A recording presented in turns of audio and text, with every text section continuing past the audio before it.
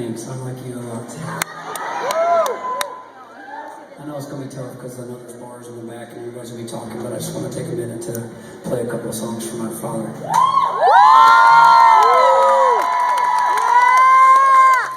So it's cool. I mean, I'm not going to be an asshole. If you want to talk, just go out in the lobby. But I want to talk to you for a second about Big Butch.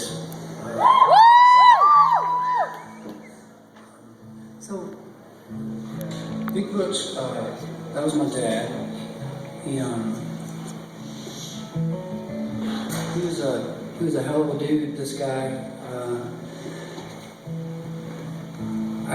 The day that I graduated high school,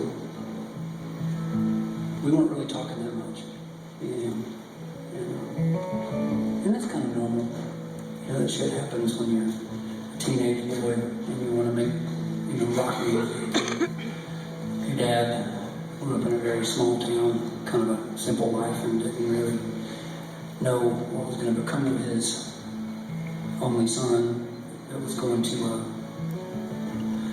go out and try to be a rock band, which making it in that music business is, you have better odds of getting struck by lightning, I think. So he was kind of apprehensive about supporting me on it, but at the same time, he kind of always watched from his periphery whenever I'd be playing along the records in my bedroom, doing my band and stuff, but he never really came to shows or did anything like that. He was busy working, and he was busy raising 3 kids, with my mom, and trying to put food on the table, because he didn't really make a ton of money at his job, but he put every bit of it back into the family. And so I just remember when I was getting ready to move out to LA, right as I graduated high school, he looked at me and I said, "Dad, I hope you don't, hate me for doing this, because I'm not going to go to college and I don't really know how to do anything else except play music." And so he said something that kind of stuck with me, and he said, "The only regrets you should have are the things you haven't done." So I went out there and I did what I did and started making a living in music, which was pretty weird, because I was able to buy my own $5 for $1 macaroni and cheese and live all week on it, because my dad wasn't really sending me any money, and I wasn't expecting him to. I didn't want him to. I had a lot to prove myself. I think I was born with his pride. So whenever I knew I was going to be able to do it, when I came back to Georgia the first time, it's the first time I ever saw my dad cry, besides when he lost his father, and I never saw him cry. But he cried, and he was very happy, though, which was really strange. And he said, he just saw me go out there and play for the next 10 years on the road, playing 250 shows a year in a van with my bandmates, 6 of us all piled into a 1-bedroom, motel at the end of the night after making $100 to split 6 ways. And I loved it, but it wasn't much of a job. But hey, man, I had a van to sleep in, and I got to play music every night. And my dad, I remember him looking at me one night at a show, and he said, because he started coming around to shows a lot, and I remember him saying, you really love your job, don't you? And I said, yes, if you count making $500 for the last 15 years, a job, but he said, yeah, but you love your job. Nobody ever loves their job. And that's what he said to me, and I was thinking, it's pretty bold of him to say that. Even more bold that he, that same year, he ended up retiring, and he split from AT&T. He was working there for 27 years, and he just up and retired. And then he said to me, "Do you want anybody to come on the road and sell merch for you?" So I said, yeah, Dad. This is totally weird, but yeah, I'd love for you to come and sell merch. And instead of being worried about thinking oh, he's going to be all bummed out about how much we drink and fight and cuss and go nuts. My dad was right there in the mix, and he loved it. And I would see him in the back of, the back of some shitty club. We'd be playing to like 30 people, and he'd be talking to the only 4 girls in the place.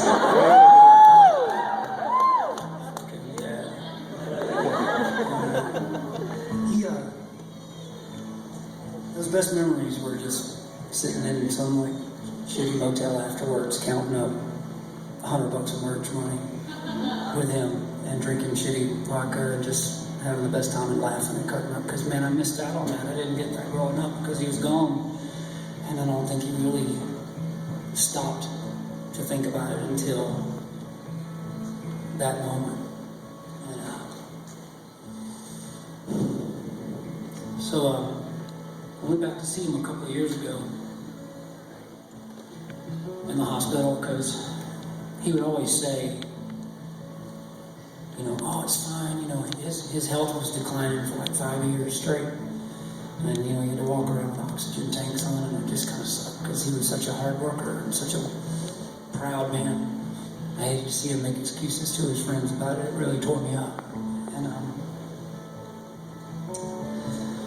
so the one time I came back to see him, a couple of years ago, because I kind of didn't think it was going to end well.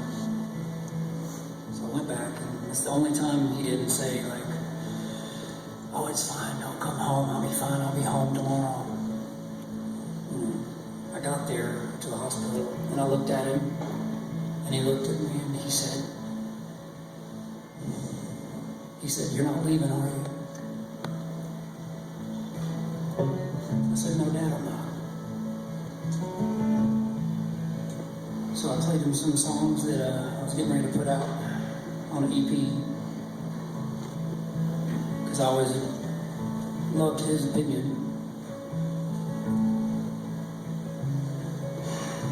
This is the last song I ever played for my dad.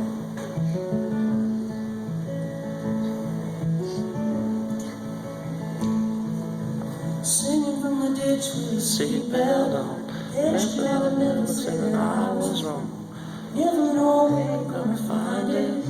Somewhere in the back of your eyes. The liquid truth can kill you. Courage made the thrill for so long.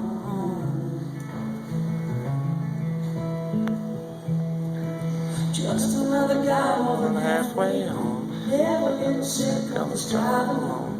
Taking back the money that I borrowed. Swear a little longer tomorrow. Looks like I got what I wanted. Just maybe not the way that I thought it should go.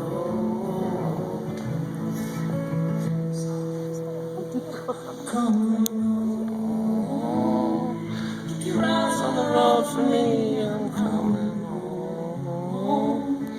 When the lights light everything, and then you'll know. It won't be long. I'm coming home.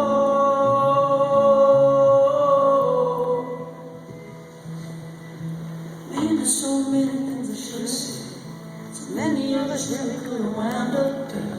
Never got to make up with Lisa. Never got to get out of Georgia. I never got to die in Vegas. The car won't go.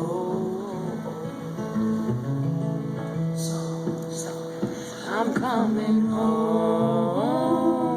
Keep your eyes on the road for me. I'm coming home. When the lights blind everything, and then you'll know it won't be long. But I'm coming home.